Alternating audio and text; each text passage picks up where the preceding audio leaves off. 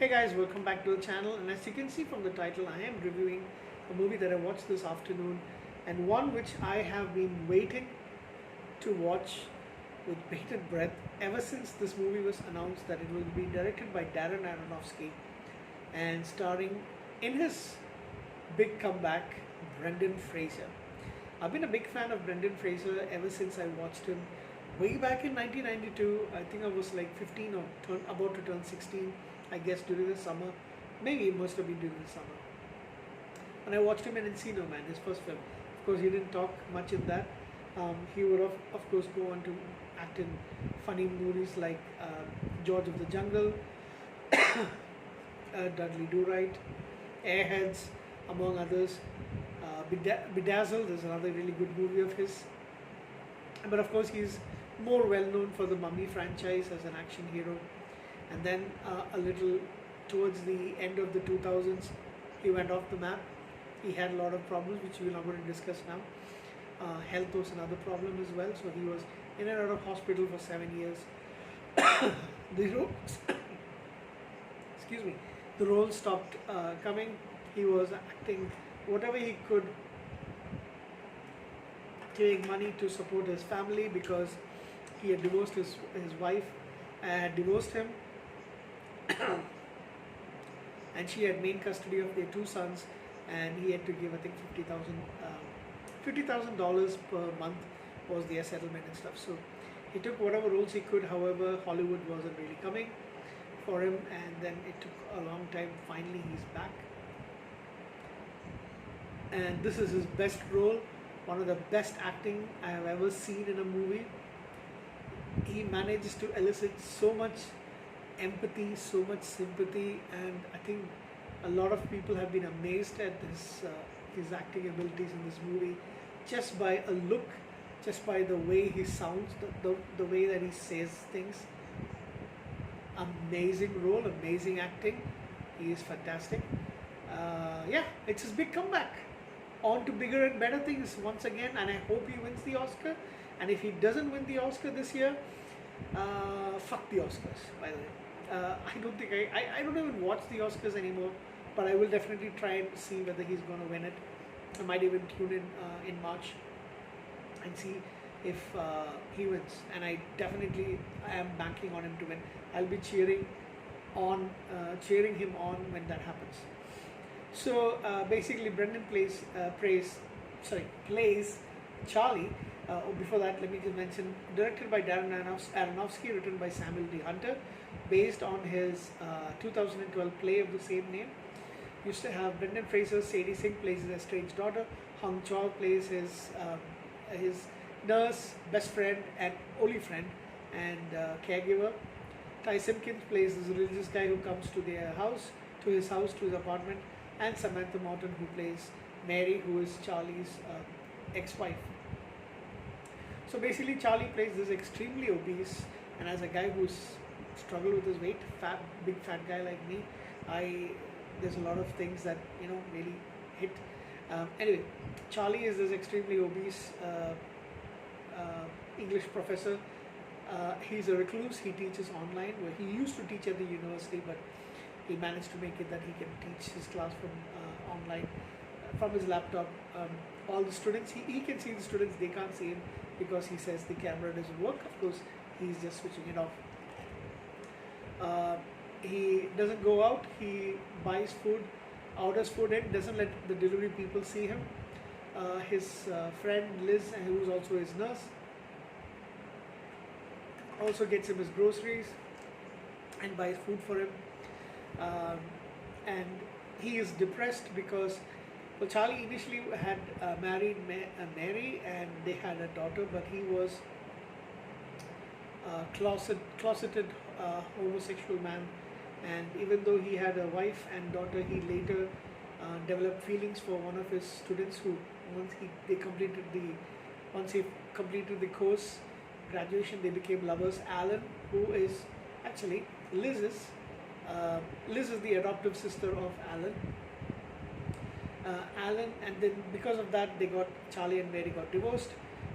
Mary got full custody of the daughter, and Charlie never saw her much. He did call Mary up to find out things about his daughter, but he never visited her for a long time, and there are reasons for it. Of course, he isn't seeing anybody. So Alan later on got depression, and mainly because of religious guilt. His father was a pastor for this big church nearby, and then he committed suicide. So since then, Charlie's been devastated, and that caused him to overeat, binge eat, and become the recluse that he is. So uh, he on the day that we see, basically he gets a little bit of a heart problem because he was masturbating, and it aggravated his heart. That is when the Thomas, who is a missionary, he says he's a missionary from the New Life Church, and he wants Charlie to be saved, but Charlie says no, he is not religious. So um, he tells him no. So he tries to reconnect with his estranged daughter, a teenager named Ellie, played by the wonderful Sadie Sink, and he offers her. She's failing her class, so he offers her to help her write the essay for him. They haven't seen in 8 years, and he offers her $120,000, which is dollars, which is in his bank, if she will spend time with him, and they can try to reconnect without Mary knowing. So that's the reconnection that he's trying. In the meantime, Mary also meets Thomas, and she does a little research. She finds out that Thomas is actually not from the New Life Church. He was from another place, and he traveled to this to be here. He is a religious nut, by the way, but he stole some money because he had a fight with his parents, and then he left it to come here. However, through the post that she does on Facebook, his family, she also records him confessing and saying that he actually wants to be with his family again. He regrets his decisions, and he just wants to reconnect with his family. So she managed to get him back with his parents. However, he does try to convert Charlie, the love for Jesus and all that stuff. And if you don't know me by now, I'm an atheist, and I'm also an anti-theist. I can't stand any of the religions, well, maybe Buddhism a little bit, but I don't think humanity needs any gods or any religion for that matter. And I really frown upon monotheism, to be honest. Well, Charlie really gives it back to him because of the thing. And Thomas basically tells him that he is disgusted by him because of his homosexuality. That causes Charlie to go on a food eating binge again. And he says his Alan committed suicide because of their relationship. So that really causes him a lot of grief. Thomas wants to save Charlie, but then he tells him to get lost.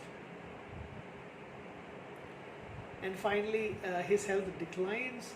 He chokes on a meatball sandwich. Liz helps him by bringing a wheelchair, but he definitely doesn't want to be saved. He wants to leave his money, and he's basically killing himself by overeating. And then the last straw in this thing is, there was a person called Dan who used to bring him almost every night. He used to bring his pizza, and Charlie used to keep money outside and tells him to take the money and then leave, and then he would go and take the food in order not to see him. But one night Dan sees him, and then he kind of like is disgusted, and then he leaves. That leads him to go severely down the drain. Mary is brought to his apartment by Liz, and then they have a huge discussion, and he tells that he's got the money in his bank. He's planned to leave it to Ellie so that she can have a good life, and he wants her to really connect. He knows that she's got the ability to actually become a good writer, because he remembers 8 years ago, he remembers a particular essay that she wrote, and he says that's the best essay he's ever read from a teacher's perspective.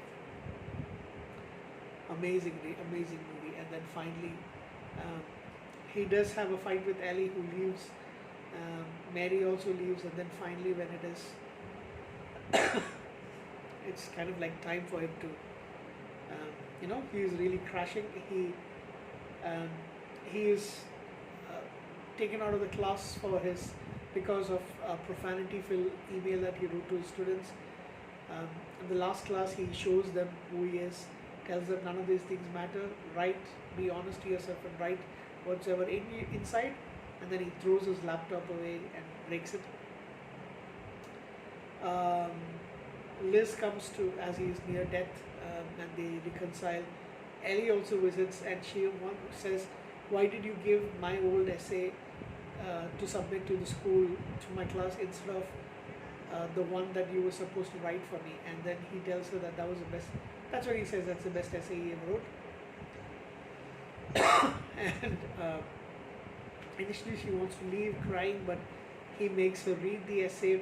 It's something that motivates him a lot, and he was never able to get up from his chairs because of his weight due to the without additional help, like like a walker kind of thing. But when she reads it, he gets up, struggles, but without any assistance, he's able to get up, and then he walks towards her, and then